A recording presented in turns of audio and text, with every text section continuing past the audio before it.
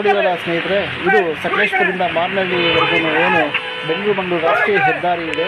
ಹೆದ್ದಾರಿಯಲ್ಲಿ ಬೆಳ್ತಪ್ಲೆ ಹತ್ರ ರೈಲ್ವೆ ಕ್ರಾಸಿಂಗಿಂದ ಮುಂದೆ ಏನು ಲೈಟಿಂಗ್ಗೋಸ್ಕರ ಸುಮಾರು 100 ಅಡಿ ಎತ್ತರದ ಗುಡ್ಡವನ್ನು 90 ಡಿಗ್ರಿನಲ್ಲಿ ಇವರು ರಾಷ್ಟ್ರೀಯ ಹೆದ್ದಾರಿ ಪ್ರಾಧಿಕಾರದವರು ಕಟ್ಟಿಸಿದ್ದಾರೆ.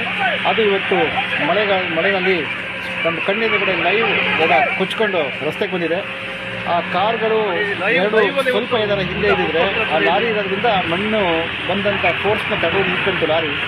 ಕಾರ್ಗಳು ಇದ್ದರೆ ಕಾರು ಕೊಚ್ಚಿ ಕೆಳಗಡೆ ಹೋಗ್ತಾ ಇದ್ವು. ಆಂಕೋಲದಲ್ಲಿ ಏನಾಗಿದೆ ಅದೇ ರೀತಿಯಾದಂಥ ಒಂದು ದುರ್ಘಟನೆ ಇಲ್ಲೂ ಆಗ್ತಾ ಇತ್ತು. ಇದು ನೋಡಿ, ಮಣ್ಣು ಮತ್ತೆ ಬಂದು ಕುಸಿತಲೇ ಇದೆ. ನೀವು ನೋಡ್ತಾ ಇರ್ಬೋದು. ಇದು ಬಾಳುಪೇಟೆಯಿಂದ ಹೆಗ್ಗದ್ದೆವರೆಗೂ ಸೇಮ್ ಇದೇ ರೀತಿಯಾದಂತಹ ಲ್ಯಾಂಡ್ ಸ್ಲೈಡಿಂಗ್ ಎಲ್ಲ ಕಡೆಯೂ ಆಗ್ತಾ ಇದೆ. 2017